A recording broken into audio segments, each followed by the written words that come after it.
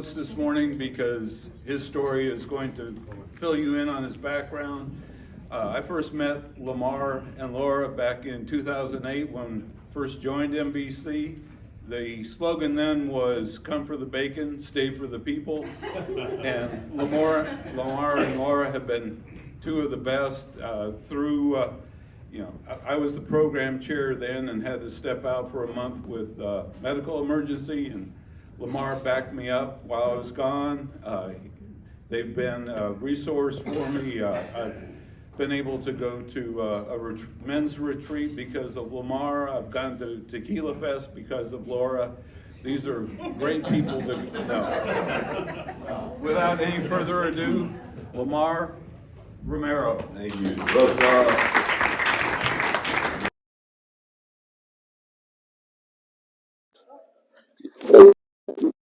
Oh yeah, that's right. I'm mic'd up. Sorry. Okay. Wow. This is cool to be on this side. I'd be lying to you if I didn't say it. I always hoped one day I'd get to talk to NBC, and being that I started here around 2010, what I realized going through this and building this this presentation for you guys is that NBC has been a really intricate part of my life. Didn't realize that until I put all the pieces together. So instead of doing my normal entrepreneur talk, I wanted to make this one more deeply personal because NBC has been a huge part of this journey. In fact, it was 2010 when Steve sent me this email, washed his hands of it, and said, "Man, you're the speaker chairman now. I'm out. See ya." And that was it. He gave me some of his things I should know and remember, and he was gone. And then I got to be the speaker chairman for a whole year, and that was a lot of fun. I met a lot of great people through it. I've had some great relationships, and this is Mary Gordon. May she rest in peace. But this was a party that we attended in 2013, I think, Laura. And some great folks. So I've kind of broken this thing into 5 different parts. I'm going to talk about my wonder years. My life is a grind years, I'm in debt to my eyeballs, but I'm going to win years. Then the you really thought you were going to win, sucker, years. And then we started from the bottom, and now we're here. And I'm going to try to get through this as fast as possible and leave time for questions. So I started my career at Dell in 1999. I was batch number 26147, and I did Dell from 99 to 2008. I was there for 10 years. I left Dell in 2000, went back to Dell, left again in 2004, went back to Dell again, and in 2008 decided, man, corporate life isn't for me. I've got to find my own way. If I ever return back to Dell, I'm a failure. And that's the way I told it to myself. And 2008, I left Dell and I never went back. It's a great company, great people. I was able to buy a house my first year out of college. That's how much I was making great money as a sales guy. This is my Yahoo Personals ad to try to pick up ladies. That's what it was back then. It was Yahoo Personal. And this is before I met Laura, and it didn't work. But I did find a lovely lady along the way, and this is Laura and I as one of our early dating pictures back in 2002, and a little bit later when I still had hair. I learned a lesson. Money is great, but it's not the cause of happiness. It's just one of the components of happiness. And so I'm going to put a little bit of lessons here throughout this presentation, but this was a real big one for me because I thought that money had to be everything, but it really wasn't. And that's why corporate life really wasn't for me. So a lot of you guys met me as Romero Capital and Funding. This was my first foray into entrepreneurship. 2009, I'm a wantrepreneur. I'm trying to figure it out, man. And I'm pretending to you guys that I know what the hell I'm doing, but I don't know what the hell I'm doing. I'm doing creative funding for growing companies. It was mostly AR receivables brokering and asset-based lending brokering. And I did pretty well, but it really wasn't a success. I go to my credit card company. I got great credit, and I take out a $55,000 loan on my credit card. Now get this. It's a 2.99 APR for life. This is the 2008 time, right before the financial crisis. Why the financial crisis happened? And I'm like, yeah, I'll take that deal. I'm like, y'all can send me a check directly to my bank. They're like, yeah. I'm like, 55,000, I'll take it. And I live off of it, but it takes me 11 years to pay it off. So in 2019, I finally got that sucker paid off. I was paying about $300 a month, and I'll talk a little bit more about that later. But it wasn't a great way to start a business. I didn't know how I was going to make money. As an entrepreneur, make sure you feel the why of what you want to do, and make sure you wake up excited to do it every day. Because with Romero Capital Funding, I had it set up, but I just wasn't making enough money. I lived off that 55,000 before I knew it was gone, and I had to figure out what I was going to do next. So I kind of slowly and quietly closed that down. I've become like a sales and marketing consultant, and that takes me on another journey for another couple of years supporting other people's businesses. And this is kind of my roller coaster path in entrepreneurship, all right? So you're going to see this chart a couple of more times here in a moment. But then finally, my wife and I had always wanted to do a business together. And Dell, when I did Dell, we talked about a lot. We were looking at coffee shops, and we were going to open up a custard stand at one point. But one day she walks up to me, the perfect timing, and she says, hey, I'm working at Casa Chapala. This tequilero walked in. He's got this great tequila called the Bananado, and you should try it, and I think we're going to do great with it. And so I'm like, yeah, I got 401k to burn. Why not, man? I'll just burn that, and we'll build his business. And that's what we did. And we were really good at this. We made a Bananado the #1 premium selling tequila out of specs in Austin within a year. We were beating Patron, at least for that year. And this was my collection, my spirit collection when it started. It was basically all agave. We didn't know anything about this business before we got in, but we decided we needed to really absorb it. So we went to the Consejo Regulador del Tequila in Mexico. We learned how they make tequila, how they test it. We brought Lara's parents, and they got to enjoy in the festivities, and we got treated like kings and queens as they realized we were a tequila broker, and everywhere we went, sometimes they literally rolled out a red carpet and they took care of us. But the Abandono journey was interesting because after a year of building this guy's business, I went to him and said, hey, man, you had promised me some equity in the company, and I'd like to get some. And he said, well, I told you I was the owner, but really I was just a broker, and there's no equity coming. And I said, oh, damn. Probably should have gotten that right. Damn it. Handshake wasn't good enough. So don't embark on another person's journey without an offer in writing with milestones hit and awards promised. And then he said, by the way, I'm not going to pay you your last commission check either. And when we had started, I was making like $300 a month for the family as commissions. We finally got it up to like $8,000 a month, and we did that within a year. So it hurt, but we learned a ton while we were doing the tequila business. And what I learned was there was a niche to be found. And one of the things that Laura and I saw when we were walking the liquor stores on the weekends is there'd be these really pretty girls, and they'd be promoting these booze, but they didn't know anything about it. And I was like, man, if we ever get in this business, I'm going to change this. I'm going to educate people. I'm not going to hire people based on looks, and we're going to take over this industry. And now it starts the life is a grind years, because I'm wearing this silly dragon shirt all the time. And we decided we need to come up with a name for this new brand activation company that we're starting. And we decided it's going to be Dragon Spirits Marketing, because we wanted to be different, because it was models this and models that, and we wanted to just be completely different. So Laura makes the logo and the card, and we embark. But I have burned pretty much all of my 401k at this point. I'm in debt to my eyeballs, but I'm excited, and I'm ready to go, right? Let's go. Let's get this thing going. Laura gets a job at Specs because somebody had the damn income. So she goes, works for Specs as a liquor rep on the floor, which also serves a great dual role because she's introducing brands to me. And I'm out driving for Uber and Lyft, and I'm figuring out the gig economy. And I'm like, wow, you can make a lot of money driving. And none of my other Dell friends would ever driven. And I learned that this is a hard economy, And then I quickly realized that once the price war kicks in between Uber and Lyft, I'm down to like $15 or $20 an hour, and it's not worth it for me to drive anymore. But I do everything myself. I basically do parties on the side as much as I can with a tip jar in front of me to make money. I do every single activation myself. I've done over 1,000 activations in my career. And I built what I call the Dragon engagement model from it. And so when it came time for me to actually hire out and stop doing all the work myself, this is a great picture of Laura doing a promotion too.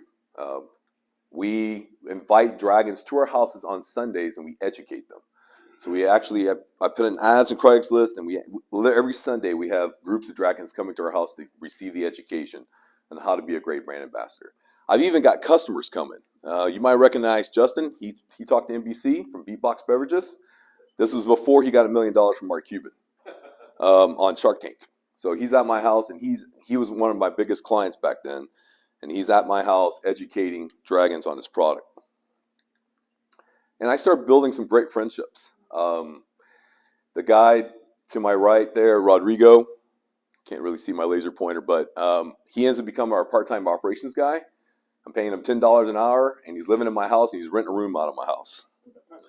The guy on my left here, Chris Ivey, he starts out as a dragon. This is my current VP of customer strategy and owns an equitable estate in my company. And then Carl Goss, who is registered but's not here, son of a bitch. Carl Goss has a ton of energy, does a ton of activations for us, and everybody loves him. And he worked with us for many years before he became an honorary dragon. So I end 2013. I think I did $50,000 in revenue. I don't know. We didn't even have an accounting system set up back then. And I got one part-time employee, and it ain't enough to pay me and that guy and live. But the grind continues. 2014, we get to go to Tequila Fortaleza. I get to pick these guys up as a client, one of my best acquisitions ever. We get to go to the cave, meet Guillermo, the owner. We have a great time. I lost my cell phone right before this picture. You can tell I really care. Lars running Austin Tequila Fest at the time. So we're building up some notoriety through that community. I convinced some guy to give me a free ice sculpture at some point. And Mike Hanley, another NBC member, Dragon. He worked with us as a dragon for a couple of years. He loves selling Tom and Towel. Just got off the phone with him, and he was like, dude, you got me addicted to that stuff. I still want it all the time. And I decided to join an EO accelerator. EO stands for Entrepreneurs Organization. And I decided, man, maybe it's time I start learning some real business skills and some real leadership skills. So this is a retreat that we did where we had speakers, and I'm attending classes, and I'm trying to learn to be a better CEO. And we end 2014 at 150,000. Now, that's triple the revenue, but for two part-time employees and myself, it's still not enough. It's still a grind. And I'm out there, and I'm still doing events myself. This is Capital Factory in 2015. I got hired to do a party there. Laura leaves Specs and goes get a job with a tequila called Azuña Tequila. She builds that up real nicely. It's a better paying job, and now she's my breadwinner, man. She's my sugar mama. And now there's a little bit less feeling of pressure for money. But 2015 ends, and I'm still growing, and I've still picking up employees, but it's still a grind. And I'm starting to get this feeling that things are good, man, but they ain't great. And good is the enemy of great. I start to recognize this saying, and I start to think about it because I'm like, what am I on this earth for? Am I going to do something great in my life, or am I just going to coast by? And this is just my personal reflection. And I started the feeling that I needed to do something great. So 2016 starts, and now we're giving back a little bit. We're making baskets for charities, and we're handing them out for charity auctions or whatever the case may be. I'm still doing parties. I'm still doing activations. I'm still coming to NBC. I came and saw the Cilantro guy talk in 2016. Laura gets pregnant. And oh, damn, things are about to really change. We end 2016. I got a small team. This is my executive team. It's Jen, who's still with me today as a board member. It's Sharon, my operations person. She takes over for Rodrigo. Laura helps out whenever she can. And we end 2016, still growing, about $400,000 in revenue. Still got a lot of employees to pay. And I didn't mention this, but I'm not making more than $30,000 or $50,000 a year through all these years. We have the baby in January 2017. It just so happens one of my dragons is in the hospital, so she gets to hold my baby.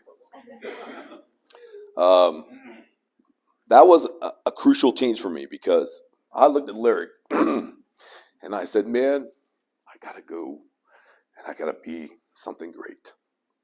And I got majorly inspired. And things started happening. Things really started happening. I meet this celebrity. His name is Zamir Gata. We become good friends, and I become his handler here in Texas, and I'm up promoting his vodka. And if you recognize Zamir, he was on the Anthony Bourdain show, and he traveled with Anthony Bourdain. He got to have some fun time with him, and we get to do fun stuff like being in College Station. This vodka is so amazing that it actually brings the snow to College Station. Guys, the whole idea is to break the ice of possible misunderstanding. So having some good times. I'm still doing side gigs. I decided to get a wedding license. I'm marrying people. And on the backside, I'm doing the bar. So I'm getting paid twice. So I'm literally like, I'm at this wedding and I'm serving booze and like, weren't you the guy who married her? I'm like, yep. Would you like some tequila or some vodka? Dr. Smith, God bless his heart, he had me come to his house so many times. He loved hiring me to come and do his big Christmas parties. And I'm starting to put some real cool people around me. The guy to the right of me is Mitchell. He started out as a dragon. Now he's my VP of operations with a nice equitable stake. And the guy to the left of me is Elgin, that big dude right there. I hire him as a part-time contractor because to go great, I've got to scale the business. And how am I going to do that? Software, technology. So I dream up this system to balance clients on this side and dragons on this side, and Elgin builds it for me. And he becomes from a part-time to a full-time guy. And we end 2017. Went wrong line. We end 2017. No, not a lot of growth. Hardly any growth at all. But I had my eyeballs on other things, trying to now balance a family and figure it out. And I've got a full-time employee now, 6 part-time employees, and we're growing.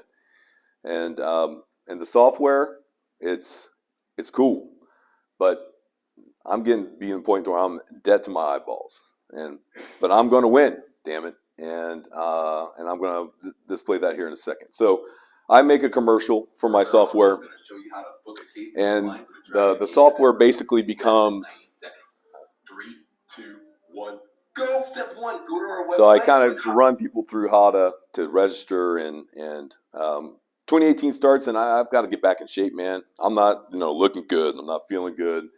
I got my boy, and I've got to make sure I'm taking care of myself in all aspects, because as an entrepreneur, I really feel you got to make sure you balance in all aspects of your life. We do a refresh of the company. We decided to kind of modernize it. We make the dragon into an @ sign for the technology. That didn't really stick, but it was a cool transition. And we have baby number 2 in 2018. We have Layden. He's a 9.5-pound baby. That baby came out of that woman right there. I don't know how, but he did. And now I've decided that I'm going to set the company up for future success. I'm going to take my LLC. It was called Romero Capital and Funding LLC, doing business as Dragon Spirits Marketing. That was the title of the company back then. And I'm going to convert it to Dragon Spirits Marketing Incorporated so that I can maybe raise some money and sell some stock. And we're still going out and having a great time. Renaissance Festival, and now I've got a family to go and do those fun things. I put these pictures in here because I don't want y'all to think it's all a grind. There was some fun in there too. We have a great Christmas party that year. I'm surrounded by wonderful and beautiful family members. You got Elgin and Brian over here. This is Elgin's Padawan. He brings him to the company to design software, and it's good times. And of course, Carl Goss shows up. 2018, he hadn't been a dragon for 2 years, but he loved a good party. And so in 2018, I've got Lyric born, I got Layden born, and I got the Dragon Engagement Network born, the software. And these are my 3 babies, to be honest with you. $500,000 in sales. It's still a grind, man. It's still a grind. Full-time, 7 part-time employees. Coming back to this house, because at this point, I've gone through my complete 401k. I've got some debt, and I need to go get an SBA loan, and I'm going to collateralize this house. The last thing that's left in my investment. I held on to this house through all these years. Still have it now. And I get a $250,000 SBA loan. And who does that? Shirley Sheffield of Amplify, an MBC member. And she helps me put the package together. And that I thought that was going to be a really hard process, but with Shirley's help, it wasn't. So I get my 250 grand, and it allows us to breathe a little bit. You know, I'm out. Me and Laura can date again. We're going to the card shop, playing games. Layden's getting big. Look at that big old chunk, man. I signed Chris Ivey. I steal him away from a football company. He was a part-time Dragon. I make him an offer, give him 30% less salary than he was making before, but I give him equity. He comes on board. Jen gets promoted to a board member. She does all of our finance, and I got my crew is building. And we decided we're going to go after the CPG market too. Now that stands for Consumer Product Group. So we do liquor, food, and wine, but we can do food easily too. So I sponsor Naturally Austin. We pick up like some cassava pretzels that we start doing demos for, pickle salsas, all sorts of cool drinkable yogurts, all sorts of cool products. And I got money for branding. So I'm putting my logo on things, and this ends up becoming our new refresh logo, the metallic dragon that Laura dreamed up as well. And we're having fun, man. This is Elgin's birthday party.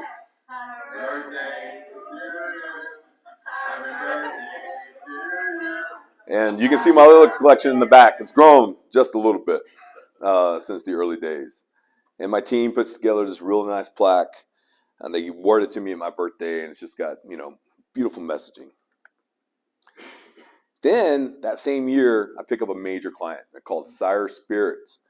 And what you're looking at here is Branson Cognac, but it's owned by a very famous rapper called 50 Cent.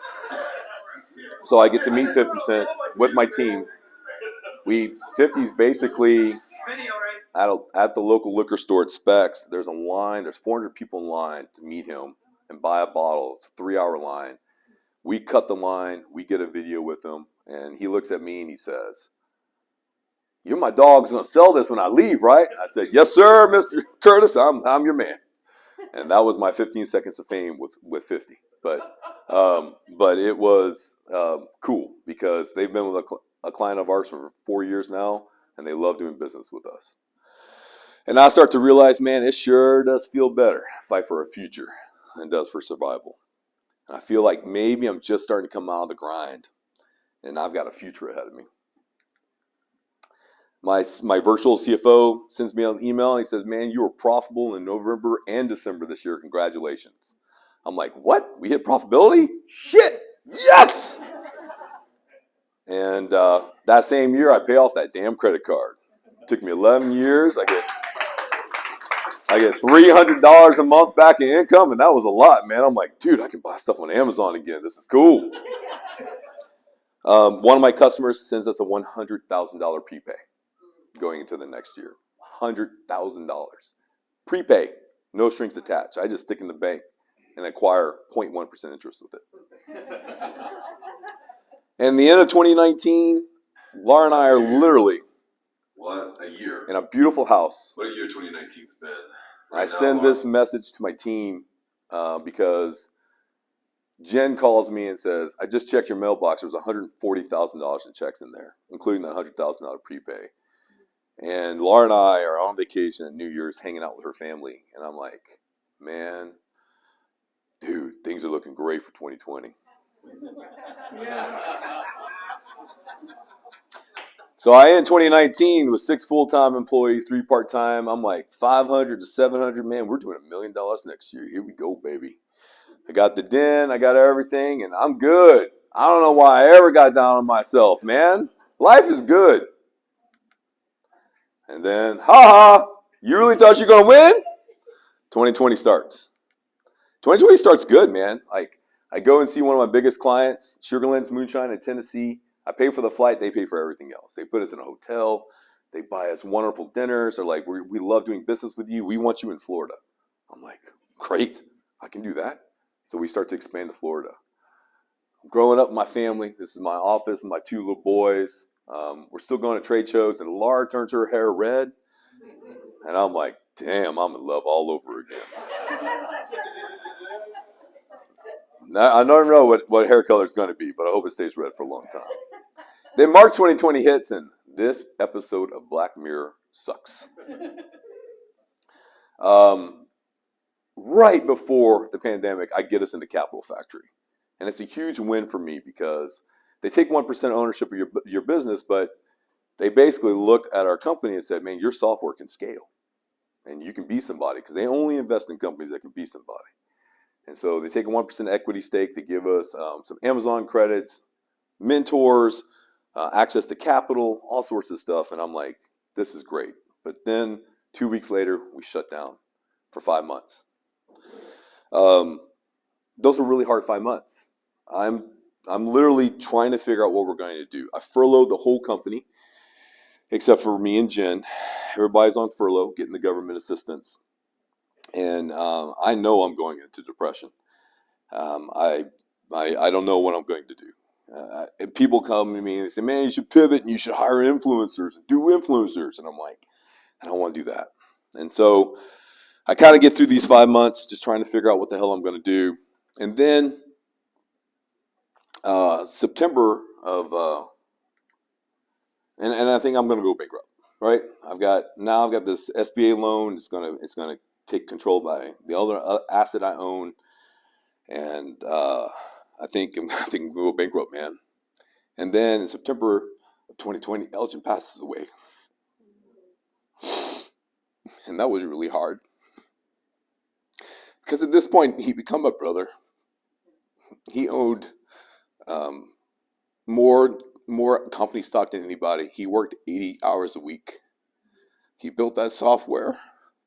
I really wanted him to win. I really wanted him to win with me. But he died a week before his 40th birthday.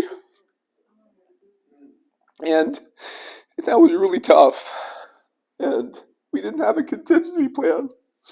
I was like, man, everything sucks. I was wrong. And this was a bad idea. And I should have never done this. And everything's done. But you got to get through it. And when you have storms come through your life, it's just going to make you stronger. You just got to hold on. You got to know, you got to have that confidence. You got to have that faith that your great's coming. And 2020 gets through and October comes around and the stores are opening back up and they're letting us do activations again. And I have this software system with a university in it where I can educate my dragons. And I make this COVID program. And I'm basically, look, this is how we're going to do COVID. You're going to wear a mask. You're not going to argue with people. You're going to wear gloves. You're going to go out there and offer them samples, tell them stories. If they don't want a sample, you tell them the story, whatever. And wow. We start going back in and the stores are calling us going, only people showed up prepared. And we start getting referrals. And all of a sudden we got the owner of Truly Beverages calling us. Not the owner, but one of the managers saying, hey, Total Wine & More sent me to you and said, we need to do business with you. And I'm like, damn, okay, that's cool. And so my same client sends us another $100,000 prepay at the end of 2020, even though we didn't spend all his money in 2020. So we got this team. Brian and Will take over the software. They were Eldon's Padawans. They're not college educated. They live in Louisiana. He's 21, he's 20. And this is the shoulders that this software project's on now at this time. But we kind of would say, hey, man, we're going to be the number one brand ambassador gig marketplace in America. We start talking about that. And I go from no business in 2020 to profitability in Q4 2020. And I make about $10,000 in income that quarter. And you know what? We end the year, we're at $500,000. Now, we lost revenue. We were out of business for 6 months, but it wasn't so bad, right? Like, all this stuff falling apart, it wasn't so bad. And actually, I think I'm going to look back at COVID and realize it was our opportunity to really scale our company. So then I start the year of 2021, and we start from the bottom, and now we're here. But of course, we start with snow apocalypse here. And, we'll get some more family time because you can't do anything in the freezing weather. My liquor collection is now really nice. I got to be real careful. I got to be real good with moderation, and I am. But if you ever want to come over and have a drink, you know where to come. And we decided to start a WeFunder, and we decided to start a fundraiser. And we're at $230,000 of that fundraiser. And what we're doing is we're trying to build our software platform to be so easy that any small business can use it. Like I heard Tiny Business today, when you think of a mom and pop beer or wine that only needs 2 activations a month, they can use our software for that. And there's no contracts. I never hold anybody to a contract. So it's great for businesses that just want to start up and just need some help without having to spend a lot of money. Jimmy Ballard, MBC member. We start to get to know each other through the pandemic, and it turns out he decides to be our lead investor. Starts out and says, I'm going to put $30,000 in your company, Lamar. He comes out and he comes to Elgin's birthday party, celebration of life in September. He meets my team. He meets my advisors. He puts his arm around me. He goes, I'm not in for 30, I'm in for 50. So Jimmy is a major, he's our lead investor. And, 2021 just continues life. We get to go on a fun trip. We get to take our boys to Colorado. He likes disco. And down you go. And it was nice to be able to leave for a whole month and have the business kind of run itself. I had to work a little bit, and I was talking to investors and stuff, but it was running itself. I go to Capital Factory, and I decided to do a career fair. That was my hiring shirt. I only wear Dragon shirts now. And I pick up a programmer from Capital Factory, which I thought was cool. And then in September of 2020, we made a decision we're going to celebrate Elgin's life every year. And so we have this great party at Dripping Springs Distilling where we celebrate his life so he's not forgotten. And then I made some time in 2021 to go see Mary Gordon. And I was really glad to do that. I spent 3 hours at her home, bought her lunch, and we had a lovely time. I'm really glad I got to do that. We always ask our clients if they don't mind donating to our Christmas party. We got $8,000 in booze donations. It was ridiculous. All that stuff on the table, there was more we couldn't fit on the table. All the employees all got a few bottles to take home. We got to try so much stuff. It was a great Christmas party this year. And now I've got a wonderful team of advisors. This guy, Mason Arnold, is a real coup for me. He started a brand called CC's Veggie Noodles, and his brand really took off, and it's really nice to be able to talk to a guy who was the number 3 on the Inc. 500 fastest growing companies in America. And, I'm a dragon, man. I'm not really a human being. I'm just a dragon in human's clothing. This is where I'm at now. Wait a second. My life is great. That's going to change next year, y'all. But it's great to be here and to celebrate and to realize that we did $1 million this year.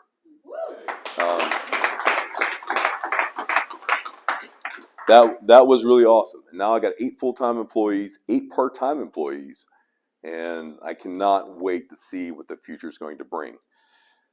I've got 6,800 dragons in the system as we speak right now in 25 or 28 states. I can't remember. But I got 600 jobs open, so I need all of you to sign up to be a dragon. I'm looking at you, Barry Lovelace. Need y'all to sign up to be a dragon. Come $25 to $30 an hour, y'all. If Carl can do it and Mike Hanley can do it, all of y'all can do it. But we definitely need great workers. And I'll leave you with this. Never underestimate the power of dreams and the influence of the human spirit. We are all the same in this notion. The potential for greatness lives within each of us. And if I can do this, you can do this. And any part of your life, and any part of your journey, if you want to be an entrepreneur, I hope you learned some stuff from today's slide deck.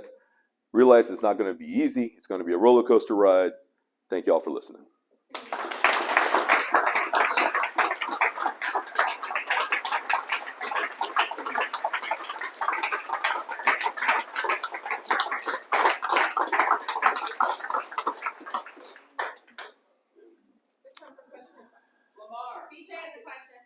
Miss BJ.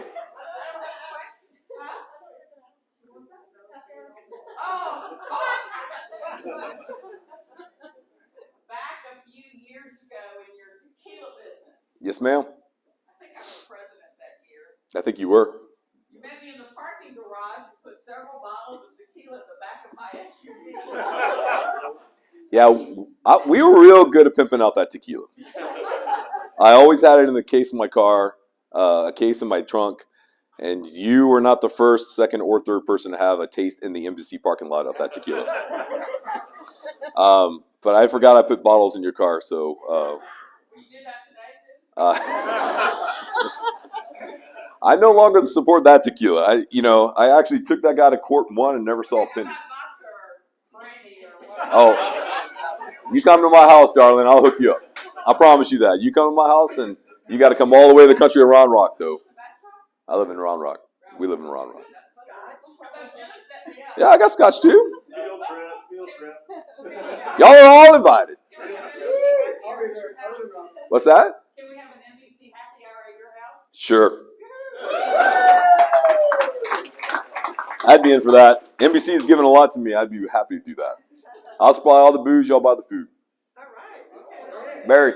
Lamar, just explain the business model. The distiller pays Dragon to send your representative out. Yeah, it's a great question. And we do brand activation. This is a QR code. If you want to scan it, this is not a commercial for the fundraiser, but it will lead you to the fundraiser, the We Funder.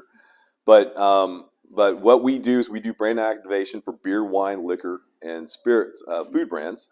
And normally it is that client that pays us to go out and promote that brand, right? When you think about it and you go to Specs and there's 100 vodkas on the shelf, like that vodka guy is happy to be in Specs, but there's 100 vodkas on the shelf. How's he going to differentiate himself? People like Harlow go in there and they kick ass, and he'll make sure to sell 30 bottles of that vodka. That's the cool thing about it. So, but that's what we do, and we do that in 32 states, and we're going to be the kings of brand activation. It's a mom and pop industry. We're the only ones who's really trying to make it a standardized thing. DeRosa. I think a great part of you and Laura's success is that you love the people you work with. You were in the gig economy. A lot of your dragons are basically gig employees. Talk a little bit about how you develop them. I was walking in with Barry, and I said I took the test. He said to be a dragon. He said you have to take a test. Yeah, it's what I love about the gig economy is that there's a lot of shining stars out there that life just never gets a chance to. I've been able to develop potential in some human beings that may have never had a shot anywhere else. I don't go for college education. I don't go for resumes. I'm lucky enough to try people out, get to know their heart and their spirit, and then that's how a lot of my executives started. They started as dragons, then part-time employees, then full-time employees, then executive. But for our dragons specifically, we do have a test. The first thing you have to do is you have to watch some videos and take a test, and we call it our DS 101, Dragon Studies 101. It takes 25 minutes, but what happens is that half the applicants that apply don't take the test. All right, so they fade off. Of the people that do, 80% of them will pass the interview. And by that interview, it's stuff like, wow, you're going to pay me weekly? You're going to educate me on these brands? I work for 7 other firms, and they don't educate me at all. Like, you're going to let me know what I'm going to do before I show up? And so our whole system is completely different. And so by then, that person is bought in. But we have to do a lot of recruiting efforts and a lot of numbers games to get there.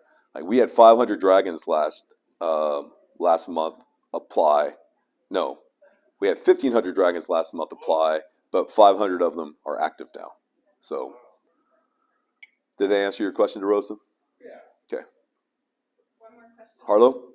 Yeah, so just to follow on, I've been a dragon helping Lamar and Laura since 2019, and I also do spirit serving for other companies. And I said this on video, and I'll say it again, that the two things, again, that Lamar highlighted, the education that Dragon provides is unlike any other company. And I appreciate that. And they pay on time every time, week after week, and no other serving company that I work for pays like that. And if you're in the gig economy, that is so important. It is so Even important. during the hard times, it was always payment within a week. Yeah. And I really appreciate that. Yeah, thank you, Harlow. I appreciate that too. Yeah, it's an interesting thing. I've literally seen businesses go out of business because it's a mom and pop industry, and then some ambassador hasn't been paid in 4 months, right? And that's like $1,000 or $2,000, and that's a lot of money to some of these folks, right? I'm lucky to have professionals work with us. I love it when a professional comes and does this because it's fun, but a lot of people do this because they need the job.